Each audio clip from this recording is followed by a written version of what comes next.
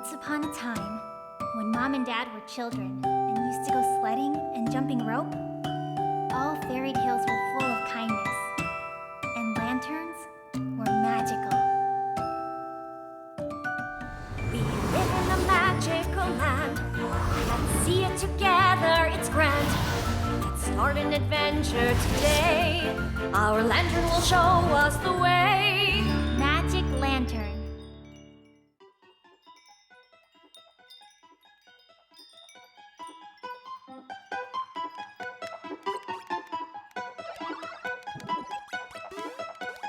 Okay, Mike, enough playing. We are going to watch a slideshow.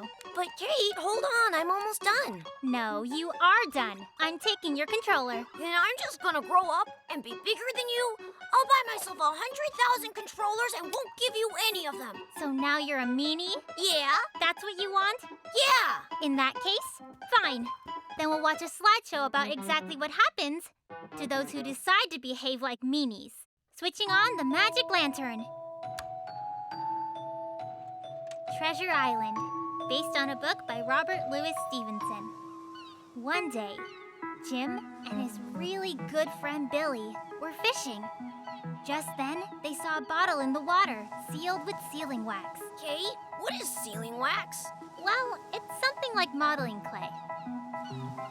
They opened up the bottle, and inside, they found a genuine treasure map. Wow! Lucky us! Said the two friends, and they went down to the harbor. It's really important that they don't tell anyone about finding the secret map. Otherwise, they'd have to share the hidden treasure with everyone. That's when they ran into Captain Silver in the harbor, and he agreed to help Jim and Billy search for the hidden treasure. I am the best captain in the whole world, said Silver. And why is he a pig? Pay attention and you'll find out. But Silver turned out to be a pirate. Together with other pirates, he decided to deceive the friends and steal the treasure from them. Do you understand now why Captain Silver looks like a pig? Yeah, because he acts just like a pig. So, they loaded up some food and water onto the ship and headed out to sea. Oh, they're carrying a watermelon. I wish I had some. Just so you could eat it by yourself, right? But once they saw the treasure island on the horizon, they hoisted a black flag on the mast, stole the map away from Jim and Billy, and threw the friends overboard. Wow, they're mean. As soon as Jim and Billy were in the water, they started to drown. All of a sudden, a big fish showed up on the surface. Shark! Yelled the friends. They shouldn't have started this thing with the treasure in the first place. They should have stayed home and played video games peacefully. Don't start that again. But it wasn't actually a shark at all. It was a big, friendly dolphin named Ben Gunn. He put the friends on his back and quickly took them to the island. Hooray! They're saved! Get to the treasure in a hurry, or else the pirates will steal it from you. Thank you, the friend said to the dolphin, and then ran to the cave. There, they found a chest full of golden coins. Phew, it's still there. You can buy so many video games with that. Jim and Billy took the chest and decided to bury it in the sand, right by the sea. I don't get it. Why did they hide the treasure? Are they going to play hide and seek? Soon the pirates arrived. They went ashore from the ship, then went into the cave to get the treasure. Oh no! It can't be! Yelled Captain Silver when he saw that the treasure was already gone from the cave. It serves you right, you meanies. You shouldn't be stealing maps. Right, Kate? Yep. In the meantime, Jim and Billy made their way to the pirate ship with the treasure and sailed away from the shore. I wonder how they will split the treasure. Equal parts for both of them? Watch, don't get distracted. Get them! Commanded the captain, and the pirates jumped into the water and started swimming after the ship. But the big and kind dolphin Ben Gunn blocked their way. Shark! Yelled the pirates and swam back to the shore. Silly pirates, that's a dolphin. bubblegum, Big Ben, Bam Boom, whatever, a dolphin! Jim and Billy went home on the ship. And once they got there, they bought 100,000 ice creams for everyone in town. That's it. The end. See how kind they are? But you probably wouldn't want to share with anyone, right? Of course I would share. I'm not some kind of pirate, you know. Will you let me play one of your video games then? No, I can't. If you're playing games, who'd show me the slideshows?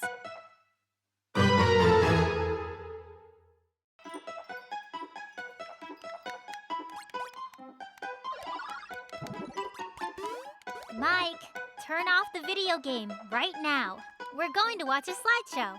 Kate, wait a minute. I'll just finish off these nasty pirates. And there are only 8 of them left. Only 8?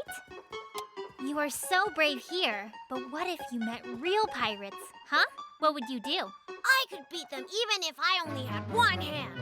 I'm not afraid of anyone. I could even beat 100 pirates. Whoa, even one real pirate is too much for you to handle. So now we're going to watch a slideshow about a boy who you will see is actually really, really brave. Switching on the magic lantern.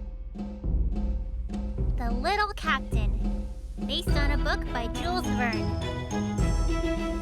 One day, Captain James, his beautiful wife Kitty, and their little son Dick set out on a voyage on a great big ship. Is that the brave boy? He went on a voyage, but with his mom and dad. That's right, but it was way out into the open sea and on a real ship. The sky was blue, the sun was bright, and the sea was calm. So no big deal, really. But suddenly, Dick saw a sailor in the waves who was holding onto a piece of floating debris from a ship. I bet he's really glad there were no sharks around. No sharks yet, Poor guy probably survived a shipwreck. decided Captain James, and threw him a life preserver. He was lucky. Keep watching. Now we'll find out who was lucky and who wasn't.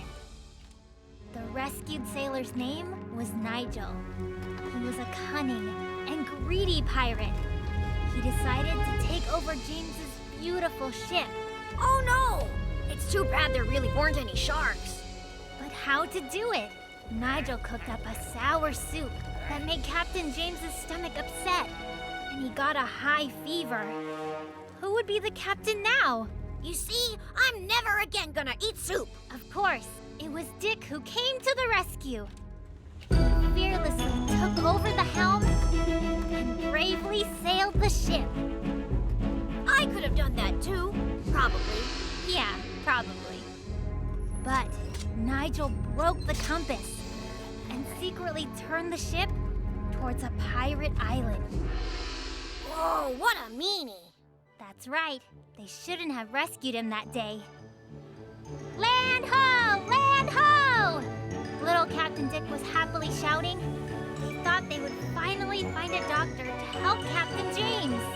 There's no doctor there. Yes, I know this place very well, said the tricky Nigel. There's a doctor who lives near here. Let's go. I'll show you where.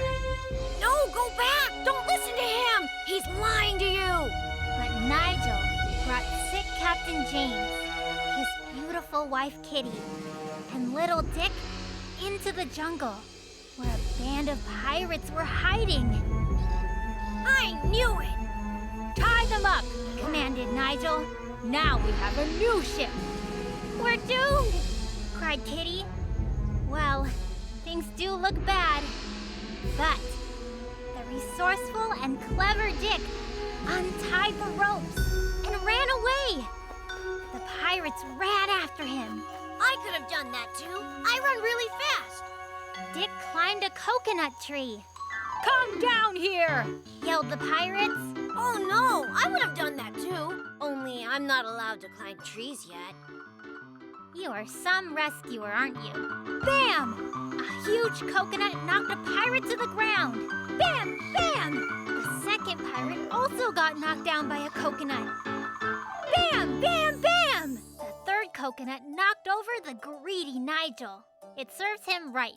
Yeah, all right. That's what you get for hurting good people. So then little Captain Dick and his family finally returned to the ship. Captain James was feeling much better, and they were able to continue on their voyage. Well, what do you think now? Still want to sit inside and play video games all day? You know what, Kate? From now on, I'm going to practice sports so I can become strong too. You never know. It might actually come in handy someday.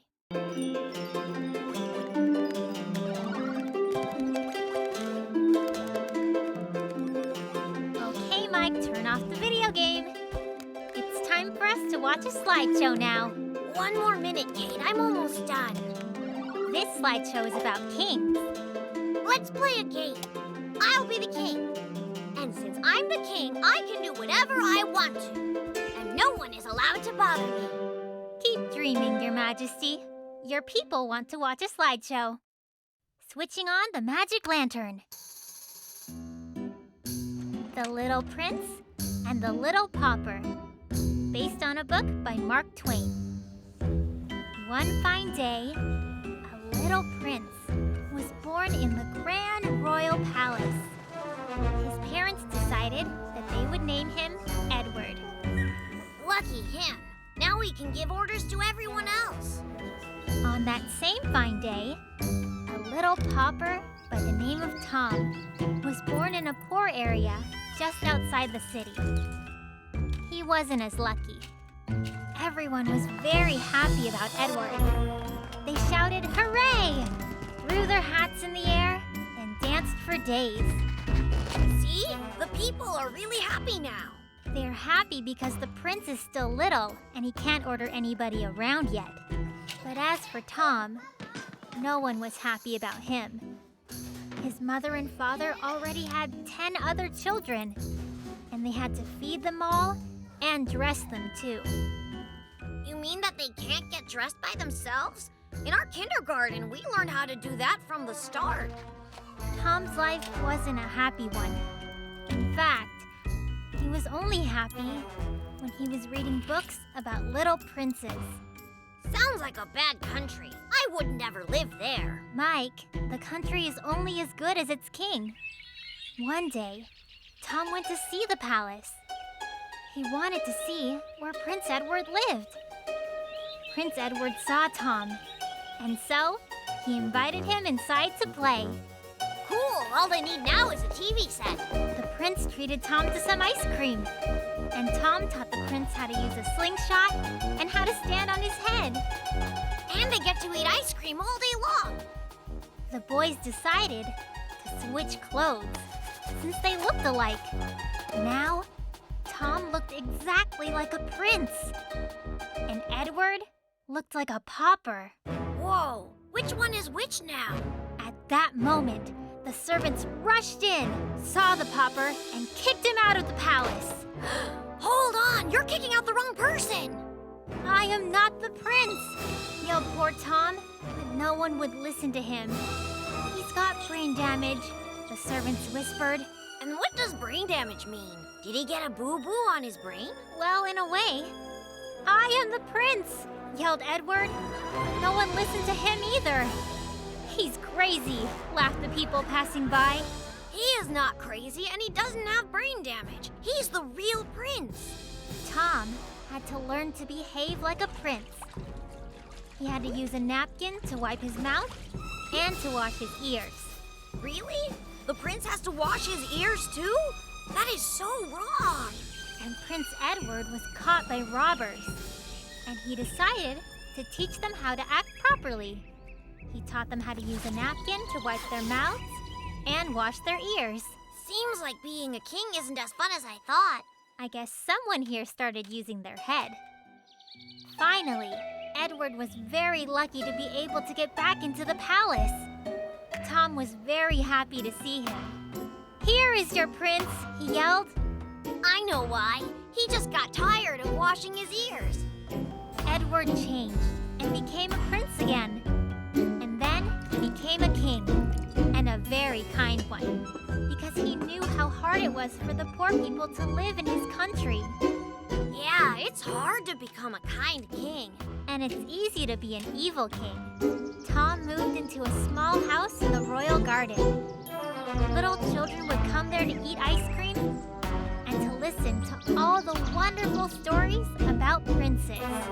Okay, I've decided I'm not going to be a prince, even if someone asks me to. And what are you going to be? A pauper? I'll be an ice cream man. He gets to eat ice cream and doesn't have to wash his ears either.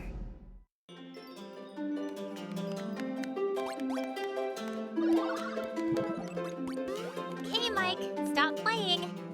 Now we are going to see a slideshow. I know when I need to stop. I am not a little kid. Yes, you are a little kid. Give me the controller. When you want me to tidy up the room, I'm a big boy. But when I play video games, I'm a little kid. Okay, then go pick up your toys. Uh-huh, so you don't want to. Then give me the controller and let's watch. Switching on the magic lantern. Gulliver in the Country of the Lilliputians, based on a book by Jonathan Swift. Little Gulliver dreamed about traveling, but in order to be able to travel, he had to first grow up. So, he would always carry a ruler with him. That way, he could find out how much he's grown every day. Good idea, so no one calls me little. Well, Gulliver finally grew up and went on a trip. The ship got caught in a terrible storm, and Gulliver got washed overboard. What's a storm? Huge waves. You don't know what a storm is? I thought that you said you were big. A huge wave threw Gulliver ashore onto a beach. I'm alive, thought Gulliver happily, and fell asleep. Phew, he was lucky. When Gulliver finally woke up, he couldn't move at all. He saw that his body was tied up with thousands of small ropes. He was stuck. It's probably a gigantic spider. Gulliver looked around and saw a whole bunch of little men, and every one of them was wearing small yellow boots. Wow, they are tiny. The place where Gulliver washed ashore was a very small country. Everything there was small. Even the people that lived there were little people. See, Mike? You would be the biggest little man there in Lilliput. No, I am not a little man, but maybe you are a giant. This is great! Gulliver was happy. It's just that I'm hungry. The little people brought him 300 sandwiches and 10 barrels of hot chocolate. That's what you have for breakfast every morning. After breakfast, Gulliver measured all the little people with his ruler. They were 6 inches tall. He started preparing for the trip home. Kate, you better watch your step where you walk, you know. You might squash someone. But then, the Lilliput King himself came to see Gulliver. He ordered Gulliver to go to the neighboring island and scare all the little people there. See? All the little people are afraid of you. Why? Gulliver was surprised. Because they don't want to wear yellow boots, said the Lilliput King. And here's Mike, so little, yet he thinks he's so big, and he argues about small things. All right, I'll go, said Gulliver, and went to the neighboring island. Gulliver brought 100 pairs of yellow boots to the people of that island, and he told everyone to put them on. And you're a... Can't think of anything, can you? But the little people there threw out the yellow boots and put on their green ones again. You're a lamppost! What? Apologize now. The king got very angry. Go back over there and scare them some more! He shouted at Gulliver. No, answered Gulliver. You go and make peace with them, otherwise I'll scare you. No, I'm not going to apologize. All right then, I won't show you any more slideshows.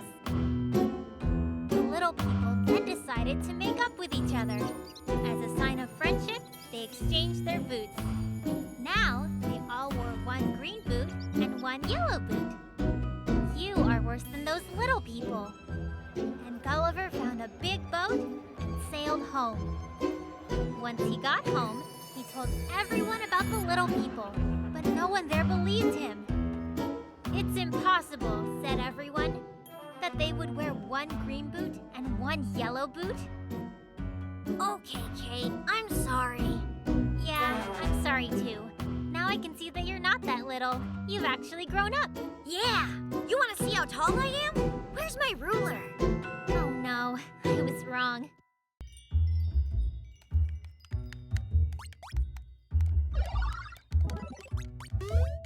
Okay, Mike, turn off the video game. We are going to watch a slideshow now. It's not fair. I haven't completed this level yet. I said we are watching a slideshow. Okay.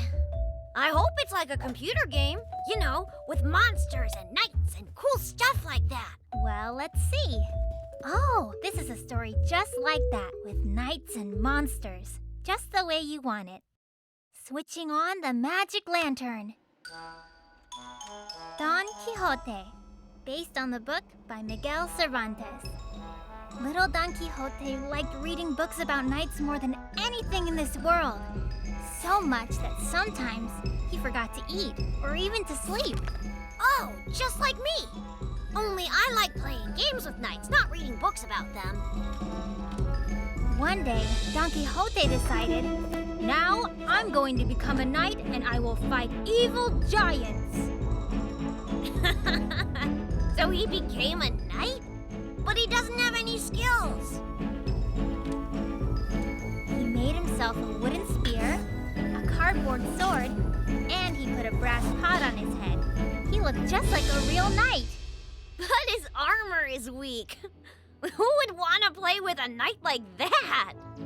Suddenly, Don Quixote remembered that a real knight needs a sword bearer to carry his sword and his spear.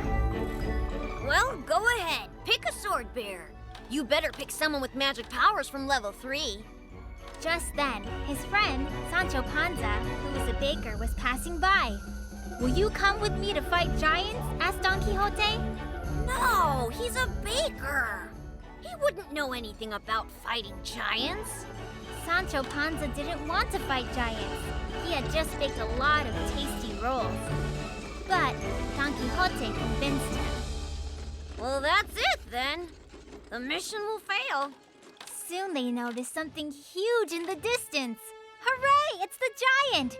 This will be our first heroic deed, shouted Don Quixote. No, there's no way they can beat that giant. They need to be a lot stronger than that. Hold on, that's not a giant, it's just an old mill, protested Sancho Panza. I don't understand. Was there a giant or not? No, it's a giant that turned into an old mill, disagreed Don Quixote, and he charged at it. Oh, he shouldn't have. He's going to lose. Of course he lost, because it was a huge, powerful mill. I mean a giant. See? I told you. He is no knight. But Don Quixote didn't get upset.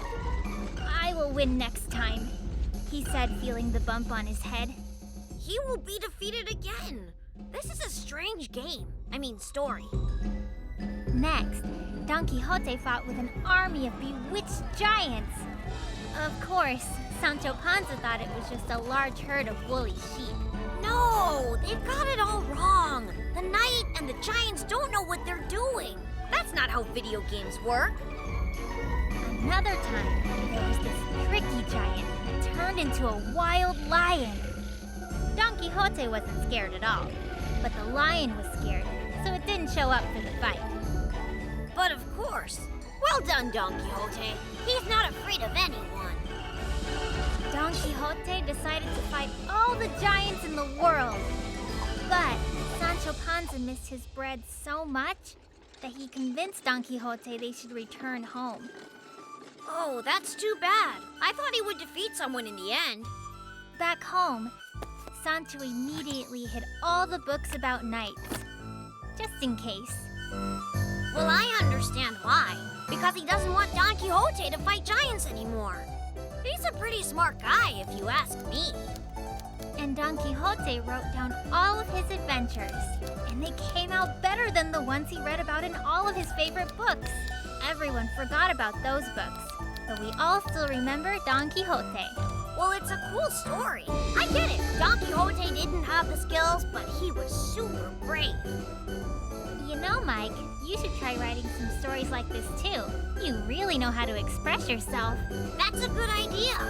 Just let me complete this level. Okay, Mike, quit playing that game.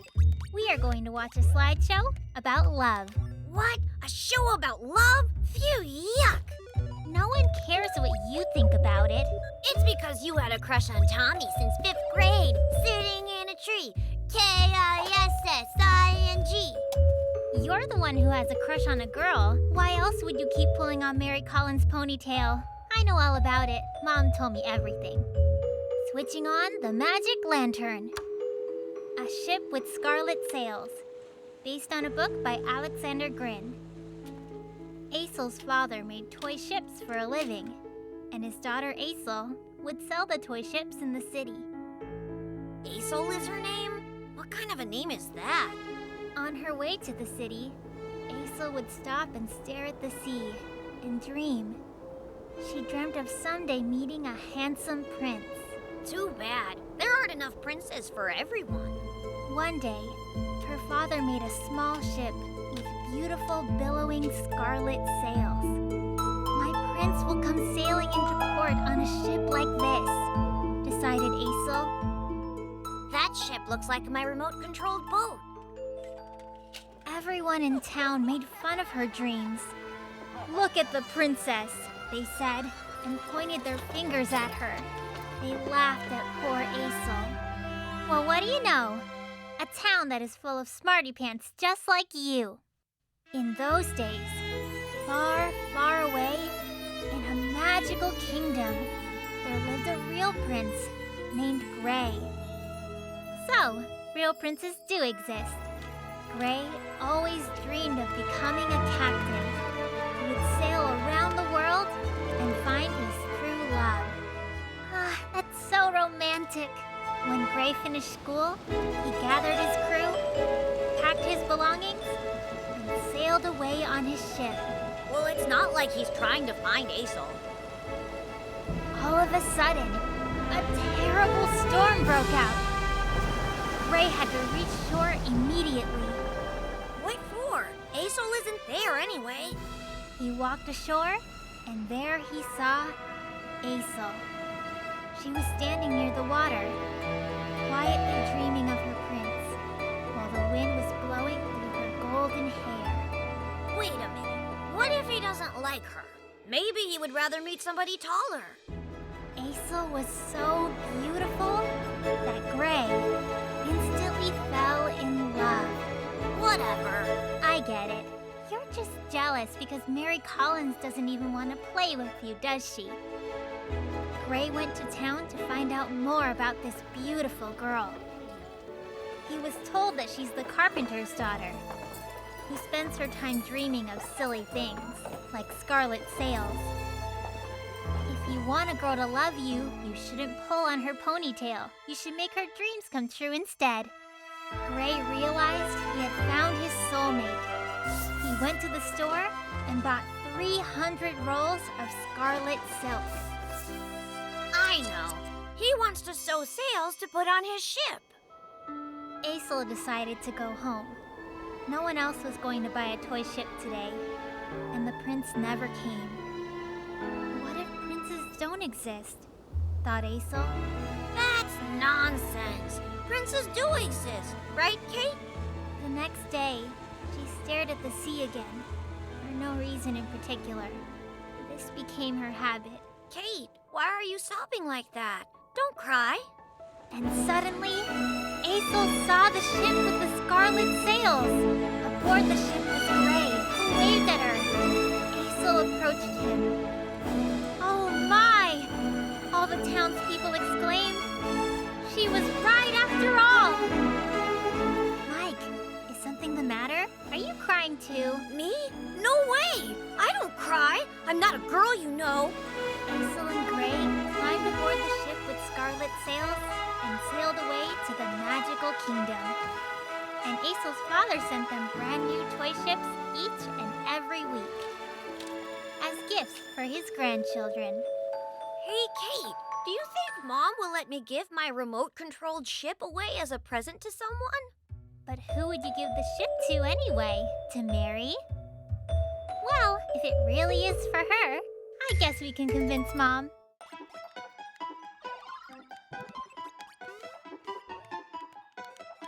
Mike, enough video games.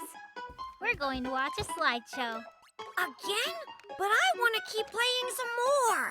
Then I won't be your friend anymore. Ah, who needs to have friends anyway? They only bring trouble. So, you think no one needs friends? Then I know the perfect slideshow we'll watch today. Switching on the magic lantern. Young D'Artagnan and the Three Musketeers, based on a book by Alexandre Dumas. Young D'Artagnan was known to be very brave, but also very grouchy. So he had a lot of enemies, but no friends at all. Why do you need friends if you have a sword? One day, D'Artagnan challenged all his enemies to a duel. They were three musketeers. Modest Athos, brave Porthos, and handsome Aramis. Enemies are better than friends. With friends, you have to share everything and help them when they're in trouble. Blech. But Athos, Porthos, and Aramis had enemies too. The evil guards. D'Artagnan didn't like the evil guards at all, so he helped the musketeers. See how much fun you can have with enemies? Swish, swish, swish. There were 5 times as many guards as musketeers, but the musketeers battled anyway. In fact, they fought like brave lions. Lions? Can chickens fight like lions? The guards got scared and ran away, and D'Artagnan and the musketeers decided to be friends. All for one, said the musketeers. One for all, answered D'Artagnan. You see what I mean? I don't need any friends at all. I'm fine. Now, they did everything together. They had hot chocolate with marshmallows together and fought the guards together. Oh, look, marshmallows, like the ones you had. The fame about their accomplishments reached the Queen. The Queen sent an order for D'Artagnan to come to her palace at once. What'd she do that for? Oh, by the way, I only talk to friends.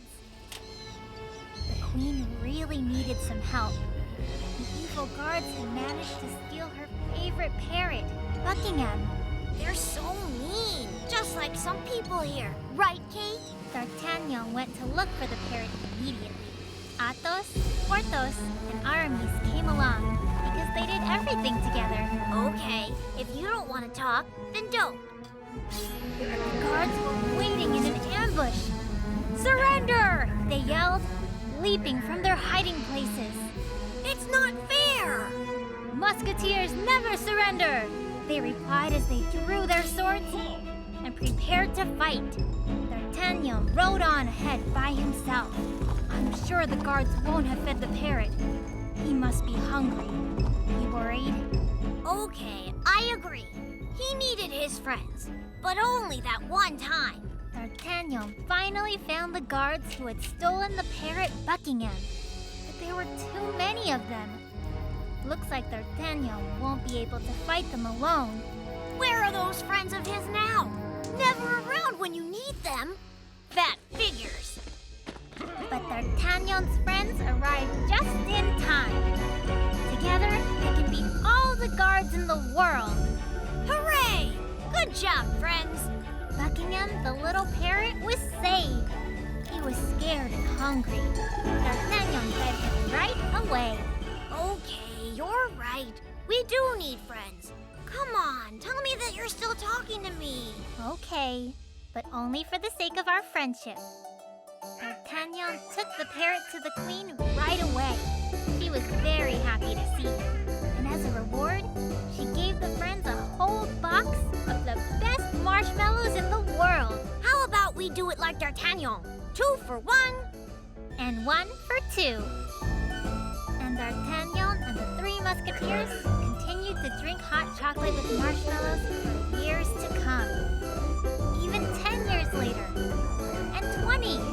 And 50. Now's a good time to bring out your marshmallows. You're supposed to share with friends. Okay, I'll share since we're friends. Once upon a time, when Mom and Dad were children and used to go sledding and jumping rope, all fairy tales were full of kindness, and lanterns were magical. We live in a magical land. Let's see it together, it's grand. Let's start an adventure today. Our lantern will show us the way.